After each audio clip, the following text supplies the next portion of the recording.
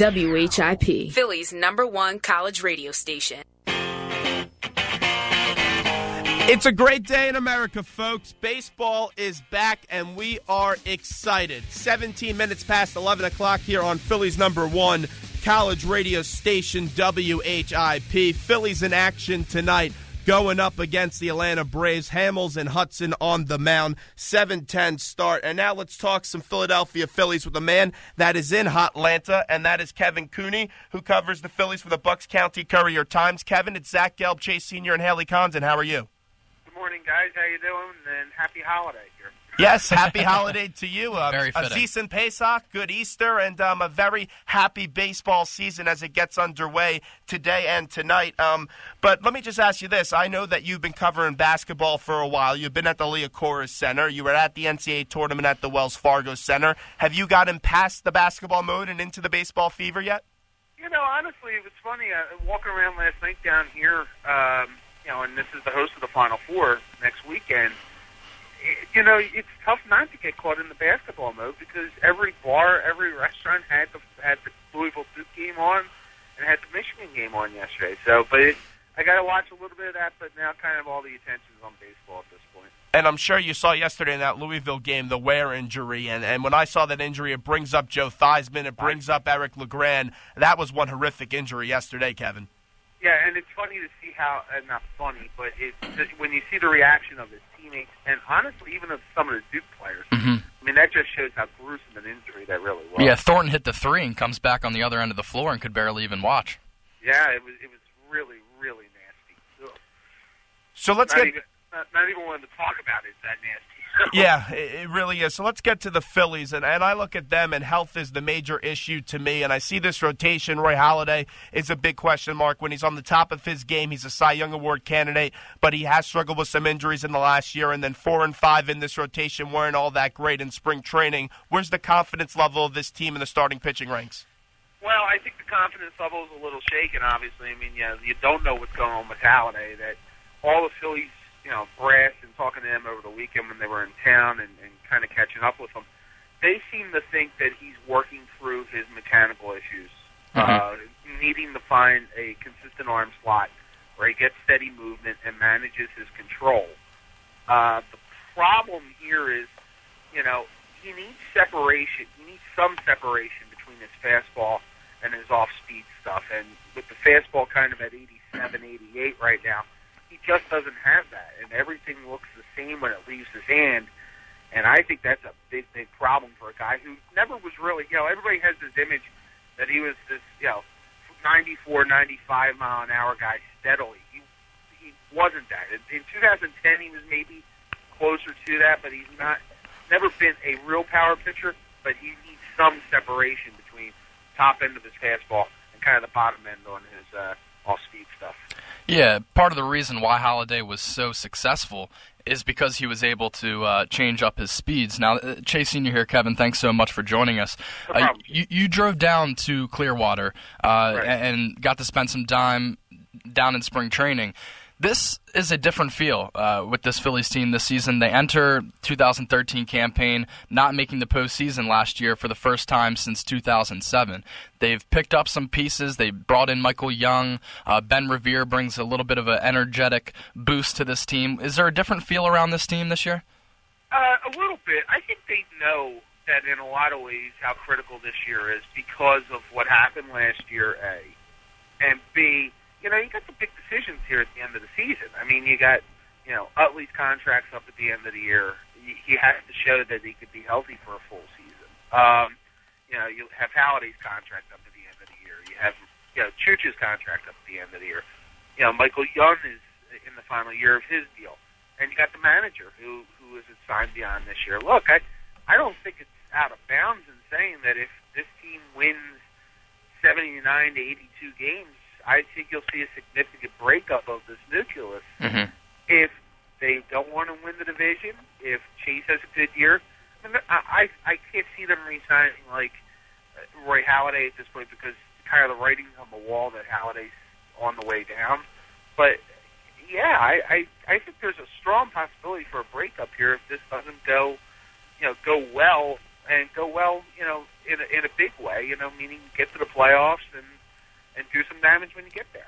Kevin, when I look at this team, the outfield is a big concern to me. I know Don Brown did have a really good spring, but you also see Howard and Utley. They've been out of the lineups in the last 2 years, battling injuries, and you really need those guys to boost the offensive productivity if those guys in the outfield struggle. How do you see this outfield panning out this year? See, I think this outfield, I actually kind of like the transition that they've done. I think Revere, in fact, the big question down here tonight is who's going to be the leadoff hitter.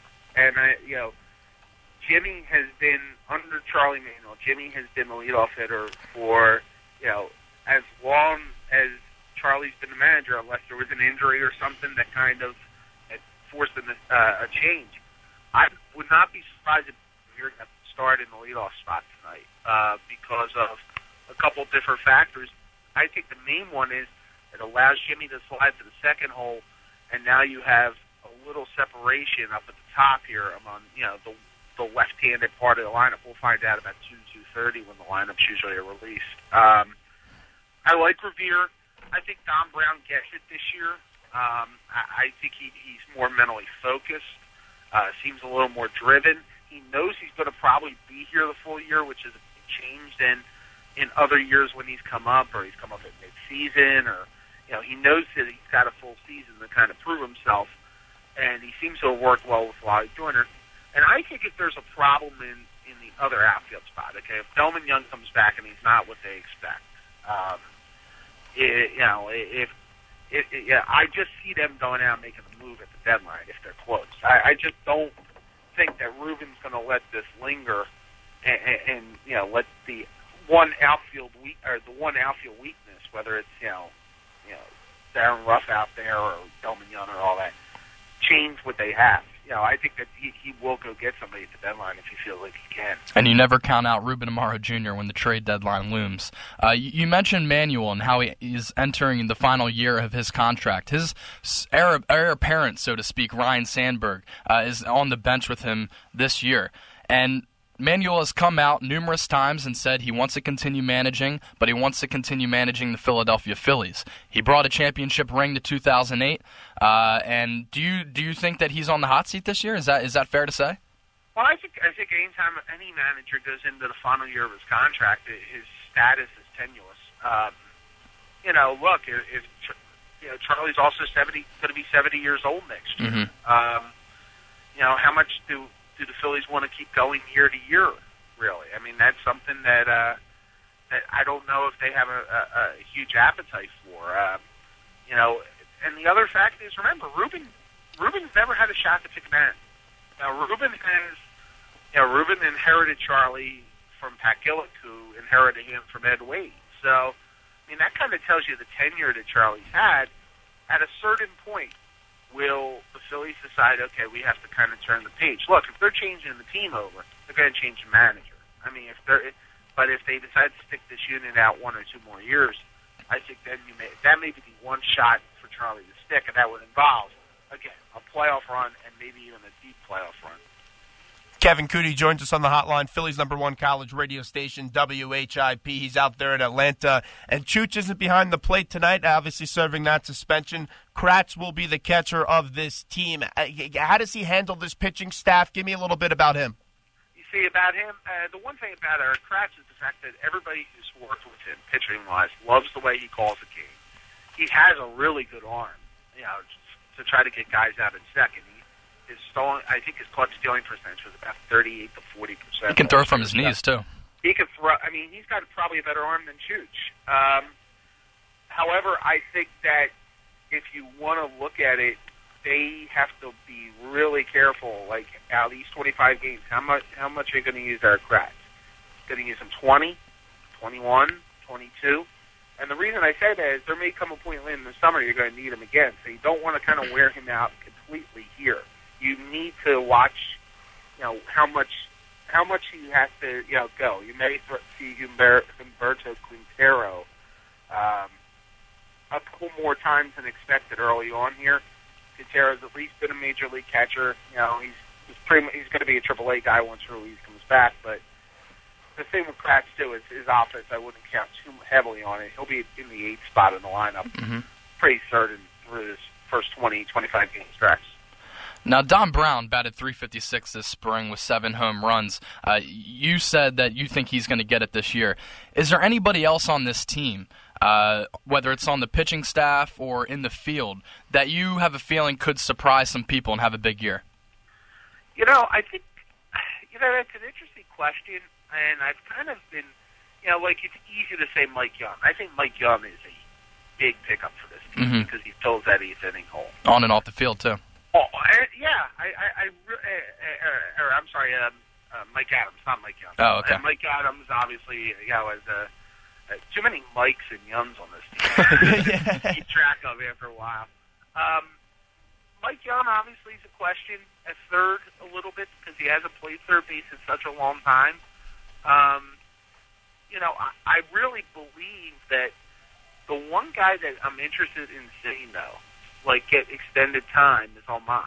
I want to see what Almond can do in a 7th inning situation with a couple runners on, and he may be in a little bit of a jam. It's like, okay, what do you got? And because this guy's future is projected not to be a 7th inning guy. This guy's supposed to be either an 8th inning setup guy or a closer down the road. Yep. So you're going to see, I think, what he's made of this year. He seems hungry this year, too. Yeah, he did have some struggles, though, in spring training. Yeah. But every pitcher seemed to have some struggle in spring training because the ball was flying out of the parks in Florida because of the wind and the cold and all that. I'm really interested to see what he's made of kind of as this year goes along. And the other guy is John Lennon, who, it's easy for Philly fans to ridicule him because they don't like him, because of what he did to Utley and all that. I think Lennon as a 5th starter is about as good as you can get at that spot, and his cost is not that expensive. I think I was a pretty good pickup for Ruben in the offseason. It's going to be an interesting year. The Phillies get it going tonight in Atlanta. Kevin Cooney of the Bucks County Courier-Times.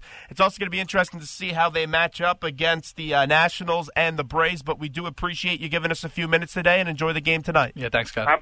Not a problem. Anytime, guys. Kevin Cooney right there. What we'll do now is we will take a quick break, and when we get back, we will now switch a little bit of gears and go into some NCAA tournament talk. Maybe get a little New York baseball take as well, as John Jastrzemski up there at WFAN in New York will join us next.